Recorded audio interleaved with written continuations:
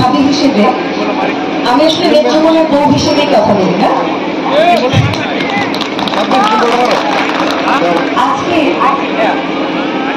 বাংলাদেশ আওয়ামী লীগের ৭৫তম প্রতিষ্ঠা বার্ষিকী উপলক্ষে আয়োজিত নেত্রকোনা জেলা আওয়ামী লীগের এই অনুষ্ঠানে সভাপতি কেন্দ্রীয় যে নেতৃবৃন্দ আছেন বাংলাদেশ আওয়ামী লীগের, তাদেরকে জেলা উপজেলা পৌরসভা এবং প্রতিটি নেতৃবৃন্দকে আমি শুভেচ্ছা জানাচ্ছি আওয়ামী লীগের ৭৫তম প্রতিষ্ঠা বার্ষিকীতে।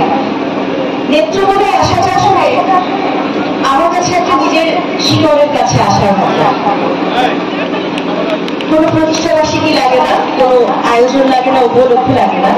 তারপরও আজকে যখন একটা এত সম্মান পেরেছি, আমাকে আমন্ত্রণ জানানোর জন্য আমি সবাইকে ধন্যবাদ জানাচ্ছি। এবং শুরুতেই আমি আজকে স্মরণ করতে চাই বাংলাদেশ আওয়ামী লীগের প্রতিষ্ঠাকালীন যুগ্ম সাধারণ সম্পাদক, মহান স্বাধীনতা যুদ্ধের রূপকার, মহান স্বাধীনতা যুদ্ধের বাংলাদেশের স্বাধীনতার স্থপতি, হাজার বছরের শ্রেষ্ঠ বাঙালি, জাতির জনক বঙ্গবন্ধু শেখ মুজিবুর রহমানকে আমি স্মরণ করতে চাই। বাংলাদেশের সকল বীর মুক্তিযোদ্ধাকে, সকল শহীদদেরকে স্মরণ করতে চাই। বঙ্গবন্ধুর অবর্তমানে বাংলাদেশের স্বাধীনতা যুদ্ধকে নেতৃত্ব দান করেছিলেন যে চার নেতা, সেই চার নেতাকে আমি স্মরণ করতে চাই। ১৯৭৫ সালে শহীদ হওয়া বঙ্গমাতা শেখ ফজিলাতুন্নেসা মুজিব সহ বাকি সবাইকে। আজকে এই যে আওয়ামী লীগের ৭৫তম প্রতিষ্ঠা বার্ষিকী, কতগুলো ঘাত প্রতিঘাত, কতগুলো যুদ্ধ, তারপর আজকে আমরা আপনারা সবাই মিলে এই বাংলাদেশকে দেখছি, যেখানে আমরা বলতে পারি যে বাংলাদেশ একটি স্মার্ট বাংলাদেশ হবার পথে এগিয়ে চলছে।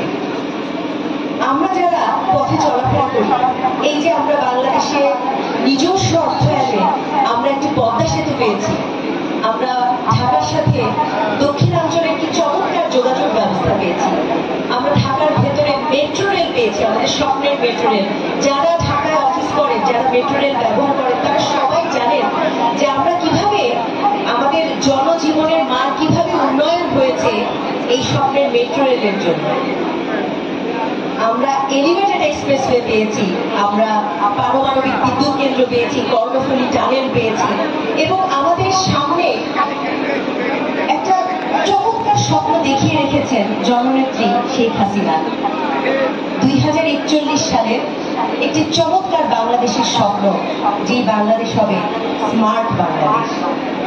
আমি স্মার্ট বাংলাদেশের স্বপ্ন দেখছি এবং অপেক্ষা করছি আমরা সবাই মিলে শেখ হাসিনা যেভাবে এই স্মার্ট বাংলাদেশ করছেন, তার হাতকে আরো শক্ত করব, তার পাকে আরো সচল করব, এবং তার স্বপ্ন, বঙ্গবন্ধুর স্বপ্নের সোনার বাংলা গড়ে তোলার জন্য আমরা সবাই মিলে তার সঙ্গে থাকবো।